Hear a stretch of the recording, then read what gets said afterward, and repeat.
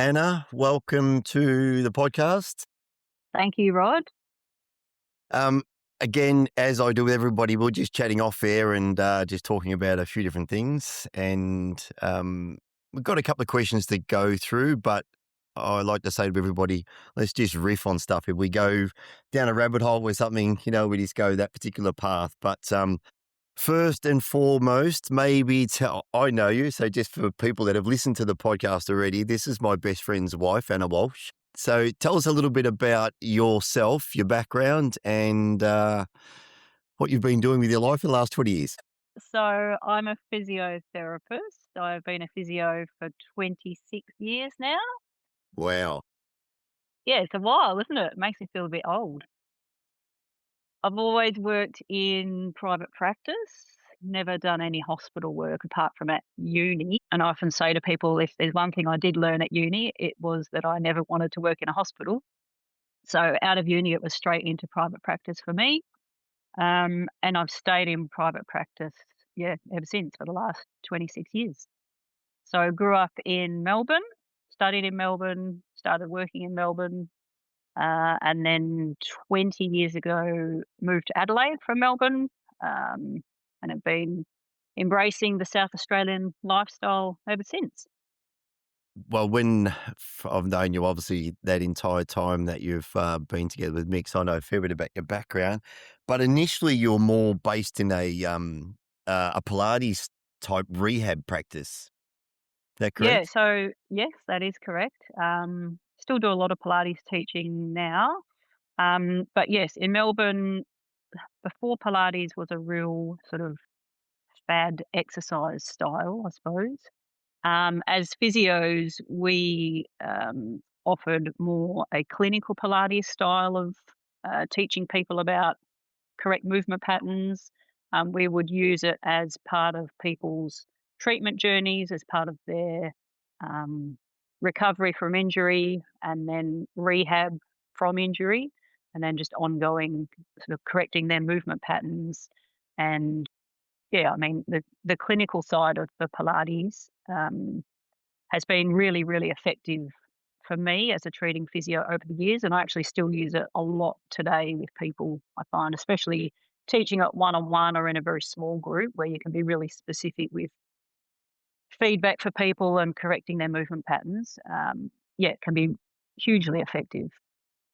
It's interesting how we see some of these modalities, I suppose, or particular practices move into the mainstream. Where I do recall where your company, or when you used to do Pilates, was more around that the clinical side of things, and Yeah. I'm sure it was actually, there was back then there was probably Pilates classes, but they weren't mainstream, and now it's become just a mainstream thing. It's interesting you talk about the rehab side.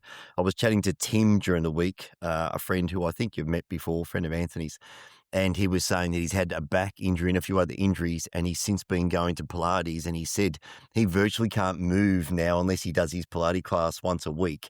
Oh, right. So yeah, I think for a lot of people, it's definitely. I did some Pilates years ago for some hamstring rehab issues.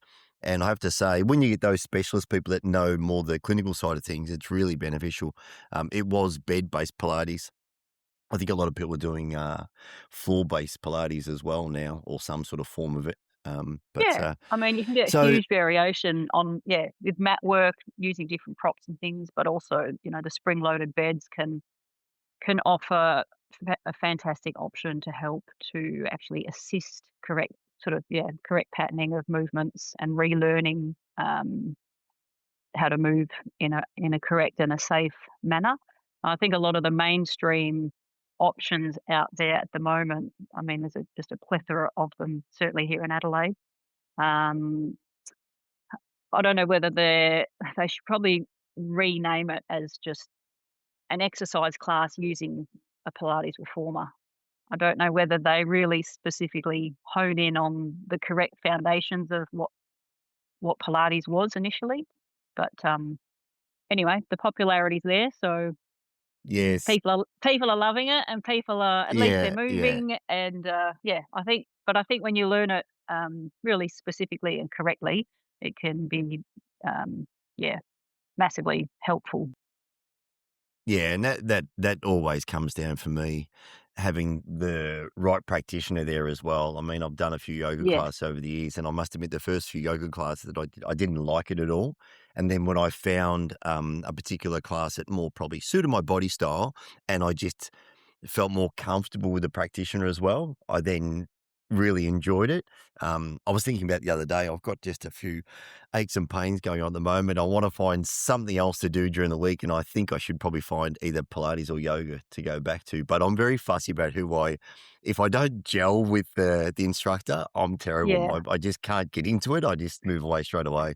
Yeah. No, it's an important part of it. And I think something like, the controlled and specific movement that you get in yoga or Pilates style of exercise can be a really nice complement to other, um, more strength-based styles of training. So, yeah, it can be a really nice thing to throw into your weekly routine, definitely. Yeah, I agree. It was just I was listening to George St. Pierre, the UFC fighter, on a podcast the other day, and it was really interesting. Just someone asked him a question about if he could go back, what's some of the things he's changed his mind on. And he said if he had all his time over again, no matter what sport he chose to play, he would go back and do gymnastics as a kid. Yeah, right. He Fantastic. said he just felt that one, and he got into gymnastics later in his career, and he said his UFC and his fighting and his training, his recovery, everything just improved rapidly when he learnt more about, I suppose, not his body in space, and he fully understood and embraced gymnastics, and I thought that's probably so true. Gymnasts can actually branch out. You see when they're kids and they start gymnastics, they often go into many other sports and do very well, Yes. because Yeah, they've got that motor control and those sort of, control aspects. Um, fantastic. what do you specialize in a particular area? Like, with work, is there something something that you have a lot of interest in? And if you had to make a choice, would there be a part of the body or a particular injury type or something you'd like to that you would focus on? I get a big variety of things coming in, and one of the things that appeals to me as a physio is the fact that we can treat lots of different body parts. I think to treat only one body part all day, every day might become a little bit monotonous. So I actually really enjoy the variety of body parts that come through the door. Over the years, I've always really enjoyed working with adolescents, sort of school aged children, and all the injuries that they can endure through growth spurts, through being sporty and active, but also even just more from a postural point of view with the introduction of lots of computer work at school, laptops, iPads, obviously phones, gaming, PlayStations, things like that. Um, Over the last few years, though, interestingly, as much as I still really enjoy treating kids, I have had a bigger appreciation for treating people as they age more. Perhaps having um, parents and in-laws who are, just getting that little bit older. Their movement ability is changing. So it's given me a little bit of a fresh and different perspective on treating, people as they get through the later half of their life, I suppose. Yeah, for sure. And I think, and definitely myself, as I study, a few more aches and pains and getting out of bed, it's not as easy as it once was in the mornings. You hobble around for the first 5 minutes while my Achilles warms Yeah, up. yeah, Um, I'm hearing I you. think I think maybe as we get a bit older, we start to appreciate how much or what we used to feel like and how much our body, does start to have those aches and pains. So maybe it's also the appreciation of people. You get a lot more feedback from them, that older sort of demographic. What are you seeing in, older people at the moment? What's some of the areas that deteriorate or they start to struggle with the most, if you had to sort of highlight one or two of those areas? Well, I think just commonly in private practice, a lot of back pain comes into the door or through the door. So lots of low back pain, necks, shoulders. I guess as people's hobbies, become potentially sort of a repetitive movement that can lead into certain body parts getting a little bit sore, certainly lower backs and shoulders from people who might be working less, looking into semi-retirement, retirement. They've got more time to spend in the garden. Lots of repetitive movements there, twisting, bending, reaching, pulling. Yeah, so that can place certain loads on, shoulder tendons and muscles, and then different structures through the lower back.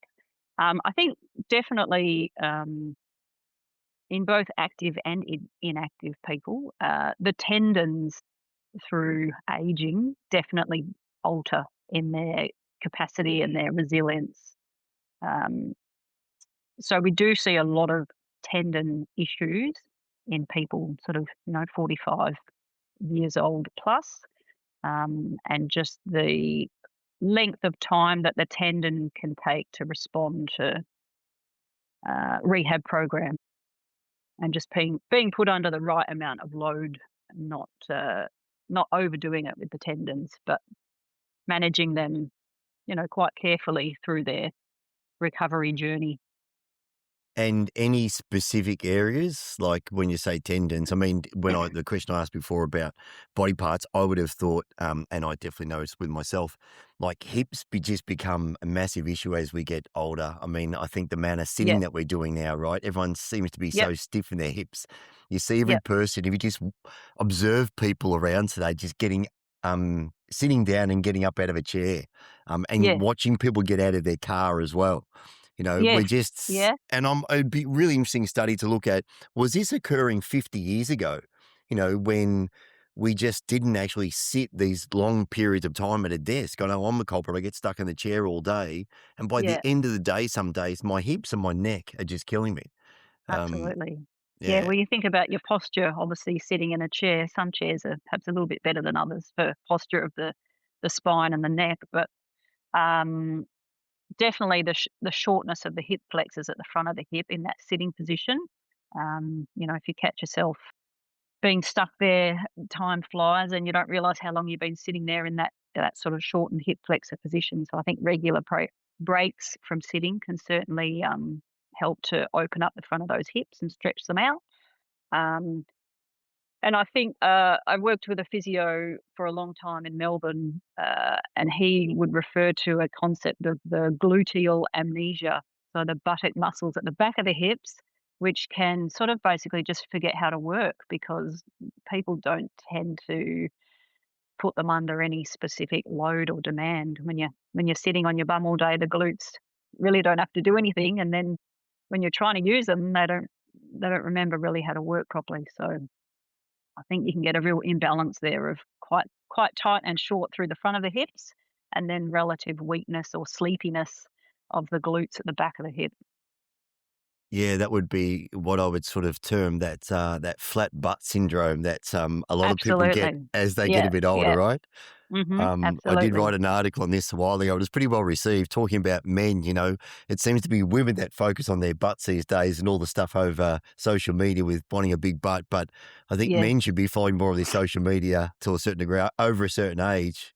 And the interesting thing, that a physio that I dated for a little while as well, that showed me the trick one day, when people hang off their hips when they stand and they just stand forwards into their hips and their Yes. bum goes completely flat because Yes, it's never been activated because they're just hanging off the front of their hips. that's And right. it's interesting when you see people doing that. And I saw a lady the other day, it's funny, I was just observing her in a coffee line, and she was standing so far forward on the phone into her hips. It's like her body had just there was no muscle engagement at all. It was just all off the joints, and Yes. it's just really interesting that you say that. I suppose quickly, let's touch on what people can actually do if you are sitting for extended periods of time. I definitely, for me personally, I have to get up all the time, and I get so distracted with my hips getting so tight that I sometimes can't get into focus work because I get up so much. I'll be there doing, and I'm like, "Oh, my hip's killing me." I get up and I go for a walk, and I lose my train of thought of what I was doing.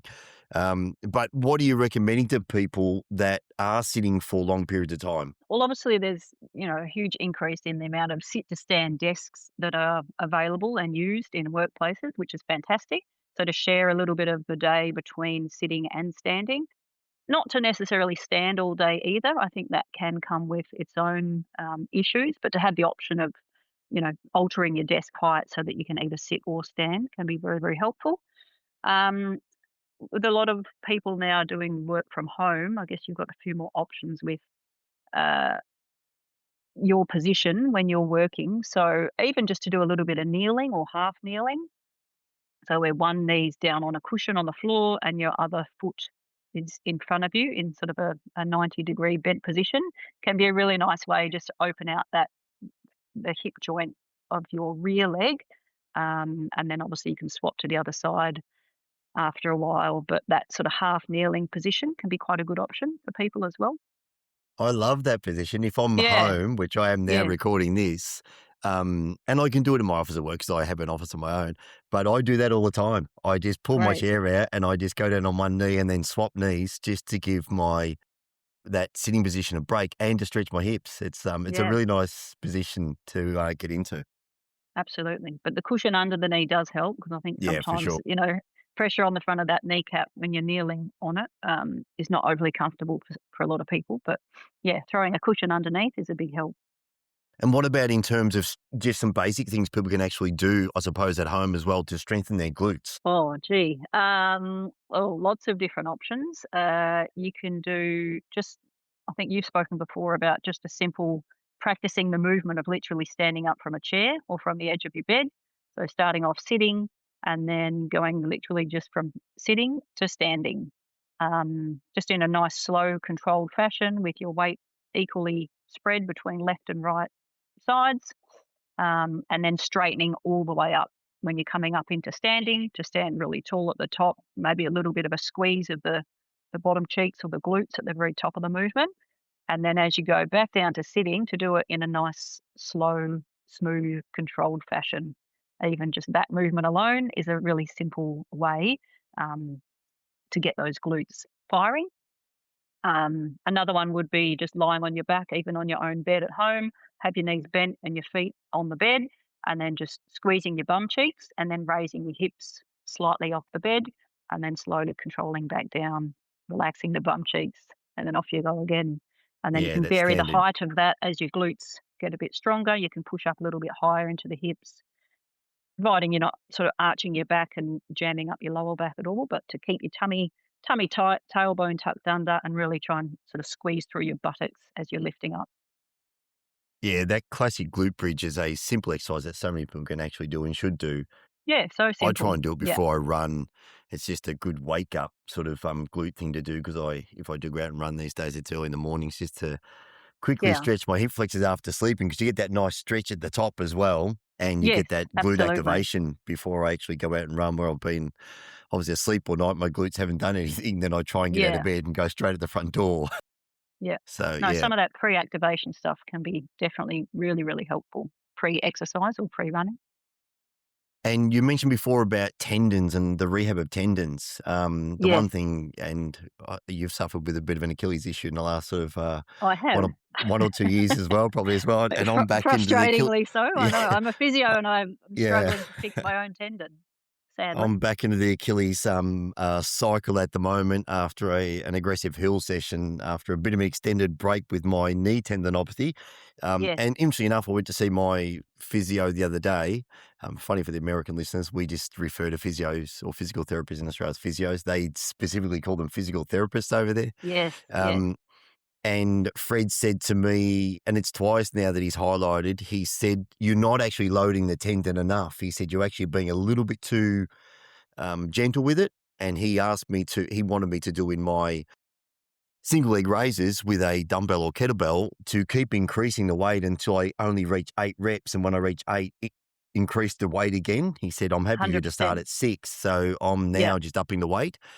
yep, And he just gave me this lovely little um, rehab the other day where I was doing some small pogo jumps, but I couldn't go from 2 feet to one leg. As soon as I went to one leg, that my Achilles just collapses. yes, And he just said to me, "Just put one foot up on the chair and have the other foot flat on the floor and then just jump off that yes, foot." yep, Taking that half load off changed, yes, game changer yep. straight away. And I was talking on a podcast the other week about this is the benefit of going to a physical therapist. It's these little progressive steps that sometimes, you need to understand that going from a double leg pogo to a single leg pogo is that step was too much for me. I needed something in between. And Yeah, I well, think also effectively you're going from 50% of your body weight going through that tendon. to 100%, Co- which is quite a big Correct. jump It is, on, yes. especially on a bit of a sort of semi-irritable tendon by the sounds of it. So, logically, if you find going from 50 to 100 is quite sore and problematic, then logically to me, you would go, find a halfway point and try and maybe just go to 60%, maybe 75%. And a good way to do that is, yeah, just to be slightly offset so that your non-sore leg can actually still take a bit of the load and help out a little bit. And that way that your sore tendon leg is not quite taking that 100% load just yet until it's built up Yeah, enough capacity to do so. Yeah. for sure. And it is one of the tendons, and many years ago we used to rest all these things, and I suppose a lot of my audience have grown up in that era where they would go to their GP for a particular injury, and it was always, "Oh, stop, just rest." Yes. And we've progressed and gone a long way now, where tendons like load, right? They don't like to be rested completely and just shut off. They like to actually still continue to do some work. They certainly do. I was at a lecture during the week on just some running mechanics, running injury, running assessment, and some running and gait sort of retraining. And the physio who was taking the lecture reminded us of a Scandinavian physio, surname Alfredson, who had quite a sore Achilles, and his actually, I think he was a surgeon. His surgeon mate said, "I'm not going to operate on your Achilles unless it is snapped." So Alfredson stood on the side of a step and went up and down multiple times, literally trying to snap his Achilles so that he could then get it surgically fixed. And he found that he couldn't snap it, but in fact, it started to feel less sore. And then everyone just cottoned on to the fact that actually doing some loading on these sore tendons was actually improving them rather than making them more sore or making them snap. Hence why the tendon loading cycle began, and that's how they started realizing that tendon loading was actually extremely beneficial rather than a negative. Yeah, 100%. It's interesting that all the good tendon research is coming out of these Scandinavian countries for some reason. Yes, Um, Even my physio up in Sydney said the same thing. He gave me a podcast to listen to, and the doctor on there is a Scandinavian, tendon specialist. yeah, right. And she had some, and he said it's all because he's just a running physio, and he said all the research at the moment is coming out of that Coming from particular, there. yeah, and really, really interesting. I think I sent you a podcast, that Running with Doctors podcast, Yes. and yeah, she's on there as well. Um, here's a bit of a question: what's being overtreated right now? Like, what are we overtreating, or What are I we suppose, over-treating? or I suppose even over medicating? In terms of when people have particular injuries, what's sort of something that's just been over-treated that people could probably go away and do some more with themselves? I think in my journey as a physio, over all the years I've been a physio, and even still today, I feel like lower back pain would have to be the thing that springs into my mind. It's one of the most common things we treat, but I still think physios in general are probably over-treating it in the respect of, to help fix a lower back, a lot of the management comes down to the person actually doing some movement and doing the correct exercises to put the correct load on their back and to strengthen certain muscles that help support the spine. I think if that side of it is taught earlier on in the picture for a lot of people by physios, um, then people are going to require a lot less of the hands-on treatment that is probably happening too much. Yeah, So I tend earlier to. earlier movement, earlier rehab and sort of strength work, stabilization work, earlier active approach led by the physio and taught to the client, rather than the client just becoming reliant on lying down, passive treatment, a poke, prod, massage, stretches. I think, I think a lot more ownership could be put on the actual client to help with a more active approach, which will get an earlier better result for them. Yeah, I remember and I'm pretty sure this came from Vaddy, who obviously was your first, place that you worked, wasn't it? Uh, Yeah, yeah, second, but yeah, it yeah, was in my very early days as a physio. yeah. So a physical therapist that we both know and admire that's based down in Melbourne, I recall him saying to me one day that, part of the problem in this space that you guys work in is that a patient comes in, you get to spend half hour, 45 minutes with them, whatever it may be. It's such a small window to make any particular change to muscle, tendon, their lifestyle, whatever it may be. They go Absolutely. away for the rest of the week, which is 160 hours, 167 hours for the rest of the week, and they want your 1 hour to change That's their right. entire week. And it's Yeah, like, well, if you went and did, 5 hours extra work throughout the week, just a little bit, or 15 minutes per day of what I'm actually helping you with, then we would actually progress much faster. So I think it which was is a big where we lesson when I have walked away. yeah, and we have such a huge role and a huge opportunity as treating therapists to actually inform and educate the patient about their injury and things that they can do or things that they can avoid to actually speed up their recovery. I think that's a huge, huge underestimated part of our role as treating therapists to actually, yeah, A, inform the patient and explain to them clearly what we think is going on with their injury, and then B, to educate them in ways that things that they can do in the other, you know, 6.5 days of the week of what to do and what not to do to help them get better quicker. Yeah, 100%. It's one of the things that I've always felt in life is that if we taught basic finance and basic health at a very young age and it just became second nature, that when you finally have to go off and see a physical therapist, you've already got some level of understanding, Yes, so because it is about education, most of this stuff is an education process. And then I think if people took more interest in the educational part, then the improvement would start to, would actually happen faster as opposed to it's this long progressive thing. And sometimes people never get out of these pain cycles. Unfortunately, they stay looped in them for a very long time. yes. No, I completely agree. And even today, having been a physio for a long time, even today, it blows my mind how little some people know about what goes on in their body. They're like, yeah, I'm blown away. Um, it's yours. It's like you got this thing for life. Like, That's take right. ownership of it.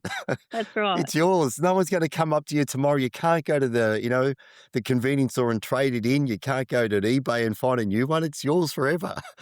That's it. No, Understand a bit more about it. the human body is such an incredible machine, and I think if people understood what goes on the inside of it, not just from a musculoskeletal point of view, but, all the body systems, cardiovascular, gastrointestinal system, everything. I think if they understood it better, they would respect it a lot more and make some better decisions with a lot of their lifestyle choices. Yeah, I listened to a really interesting podcast the other day and I started to go down a rabbit hole. And I'm a bit of an AI sort of convert these days, particularly with doing research about the fascia in the body and just Yes. how complex fascia is. And some of this guy was just a fascia specialist. He's an Australian guy, Yeah, actually right. lives in the UK, and he's now working with High Rocks, helping some of the High Rocks athletes because the sport's growing so big. And just some of the stuff he was talking about was absolutely amazing. And some of it was over my head because it was quite technical as well, but it sort of Yeah, sparked me to want to go down this rabbit hole.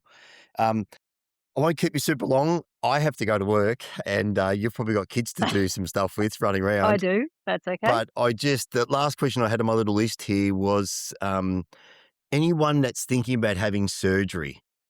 Yes. What do you think about surgery these days? And I've got my own views on it. I think, and we were chatting about this the other day. And I think surgeons in Australia are personally pretty good. I think if you don't need surgery, they probably won't operate here. I personally haven't had this, and I haven't had surgery in the US, but I haven't had the same experience through friends and my own injuries when I lived in the US. That I think they're a little bit happy to go under the knife over there. And Yes. I think we're on the same page. My personal opinion is you should be pushing these things back as far as possible and trying every other solution first. Yeah, I agree. I think, and I advise my own patients that surgery you should really try and save it as a last resort option. I think you should, certainly explore any other avenue that's available to you before you go down the surgery path. In my experience over the years, there are some surgeons who are a bit more knife happy than others, and I always love it. I find it so fantastically refreshing when a patient says to me that they went to see a surgeon for an opinion, and the surgeon suggested that maybe they should do some rehab first, see how they go with that, and then failing that, they could maybe look at surgery as an option or an injection or whatever the case may be. But yeah, I would certainly recommend to people to try other avenues first, particularly the rehab avenue. What are the most like, for people over 50, what's the most common surgery, and I don't have any of this data whatsoever. What do you think the most common surgery occurring is for people over 50 at the moment? For wear and Ah, tear. I mean, obviously, there's if it's an athletic thing, it's probably a bit different, but yeah. I think certainly knees and shoulders would have to sit mm, pretty high. I also don't know the exact data, but just, yeah, in my experience, lots of knee arthroscopes, um, and lots of shoulder sort of, yeah, tendon repairs, clean outs. That maybe, they're not necessarily required. Interestingly, the lecture during the week spoke about a trial they did again in one of the Scandinavian countries. Um, and they were looking at meniscus injuries in knees. And they had a group of people who they did an arthroscope on, and then a group of people who they pretended to do an arthroscope on. So they all underwent the same procedure, the same pre-op protocol. They still gave them an anesthetic. In some of them, they literally still cut two little holes at the front of the knee and then sewed them straight back up. So didn't put any instruments inside and did nothing on the inside. And then in the other group, they, put the little instruments in and cleaned out all the roughened bits and sucked out all the inflammatory bits. And then both groups didn't know whether they had real surgery or pretend surgery. And then they both underwent rehab programs after. And the group that had the pretend surgery ended up with way better outcomes. Isn't that ridiculous? So proof right there that doing the rehab can obviously have a huge, it's huge. Yeah. huge, huge effect. But also just the power of the brain, these people assume that they had surgery. They look at their knee, there's two little scars, go through their rehab, and they think, well, whatever was happening on the inside there has been fixed because I've got the little scars to prove it. And then they do the rehab and it gets better anyway, right? So I think for people to do the rehab without having to go under the knife, um, yeah, it's definitely worth exploring. That's just reminds me every time I think of stories or hear stories like that of, Dr. Lorimer Moseley, and I think he's actually Yes, based at one of the universities down in Adelaide, and he's yes, done a lot of he is. work on the brain-body connection, right? And neuroplasticity, I think that's his Yes. specialty. I'm not sure Yep. about that, but I think it is, and phantom limb work where, people can still go to reach and pick something up, and they don't have an arm there anymore, and he's done a lot of Yes. work, and that sort of reminds me of that, like, and you're 100% right, the power of the brain. I'm convinced that part of my Achilles injury is, lower back related. That it's a Yes. some sort of neurological thing going on, and my Achilles just gets this pain stimulus, and it just lights up, and, it's telling me that there's pain there, but there's actually nothing wrong with the Achilles. I've got a bit of information at the moment, it's a bit of a lump in it, so it's probably a little bit Yeah. different, but, Yeah. I do believe in that as well. Yeah, I think Um, there's two big parts there that can play a role. I think the pain pathways can certainly have an effect more in the sort of neurophysiology aspect of things. But then even just more biomechanically, there might be some things happening, in that more proximal or more sort of central area of your body through lower back, abdominals, pelvis. You might have developed some movement patterns due to muscle imbalance or maybe even because of original pain that then alter the load that's going through the rest of the leg further down. including the Achilles, that then might be placing undue load through parts of that Achilles. So yes, there might be pain pathways that are involved, but there might also be, more muscle imbalance, more musculoskeletal, biomechanical reasons, a little bit more centrally in your chain of movement. Yeah, 100%. I totally agree with that. It's a fascinating sort of space. One other point I'll just touch on, and I will let you go, is that if you do go down the path of surgery because it's necessary, and I've had two examples of went to have shoulder surgery many years ago, and my surgeon I was fortunate enough to say, "I don't think you should have surgery. I give you a 50-50 outcome. Go on rehab." I went and rehabbed, and I got my shoulder back to probably 90% and full strength. And then more recently, a couple of years ago, I actually had to have surgery, and I was fortunate enough that I did move to Adelaide for a month, and I lived with you and Mick, and I was very fortunate that I got to have treatment every day. But post-surgery treatment, and I've said this for many, many years, but I'm now believe I'm proof of the pudding, is that you need to have everything set up properly post-surgery. Have a very good practitioner in your corner and, dedicate yourself to this properly if you want the best outcome, because the surgery is only one part of the puzzle. Like, they'll go in and fix it, but I've seen so many people, and you would have seen countless of this, people that actually don't do the work, they end up often only slightly better, if not in the same position. Correct. Yeah, absolutely. So part of that whole journey, you're right, the surgery is one bit, and the surgeon, they'll look at the scan and they'll look at the work they've done afterwards and say to the patient, "Yes, everything's looking good. I'm really happy with it." That's great because what they've done has been successful. And often they don't push strongly enough back to the patient to say, "Now the rest is in your court to actually do the rehab to get your strength back, to make things more functional so that you can get back to the lifestyle that you wanna live." So, yeah, the Yeah, rehab is a humongous part of it. I think people yeah. often, sit on their hands a bit and a bit lazy thinking, "Well, the surgeon will fix it, therefore I'll be fixed." Well, structurally, yes, but the surgeon doesn't make your muscles around the area stronger, right?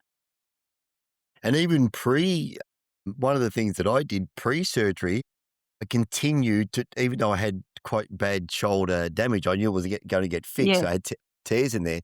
I still trained really hard to try and build up as much muscle around that particular joint as I could, because I knew I was going to get some atrophy when I went into surgery or post-surgery. So I at least had some sort of muscle still there to actually work with when I came back out and started Yeah, using there's it again. But there's massive evidence backing up, that prehab concept, in all joints, before a knee replacement, before a hip replacement.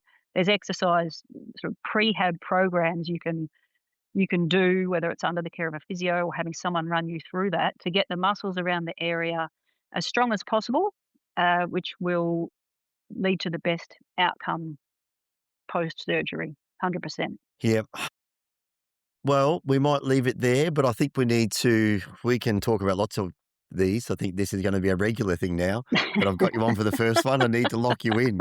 Um, The ice is broken, yeah. yeah, exactly. This is good for me. This is some of the stuff I like to touch on. And I'm sure, people get huge benefit out of it, because some people also don't know where to turn. I think part of the problem we have in our medical system is that, no disrespect, because they do a great job in their own lane, but going to a general practitioner for some of these injuries is not the right path. They often will prescribe just medication and say Yes, rest and whatever else. And it's yes. people end up, 6, 12 months later, and they're still in the same position where if they had have actually chosen a practitioner to get them back on track and get them on a strength program and so forth, they'd make much better pathway. So, yeah. Yeah, couldn't agree more. And I think the GP can play a great role in referring to the right people. But I think in my experience, the GP alone, they're certainly not going to have the knowledge to put someone through a comprehensive rehab program. No, no, and all the And then, time. You get your yeah, 15 minutes exactly. with them. That's exactly right. They don't have enough time for that. Yeah. No, exactly. All right, we will leave it there for now. Thank you so much for coming on, and My pleasure. until next Thank you for time. your time, Rod. Beautiful. Bye for Thank now. you. Bye.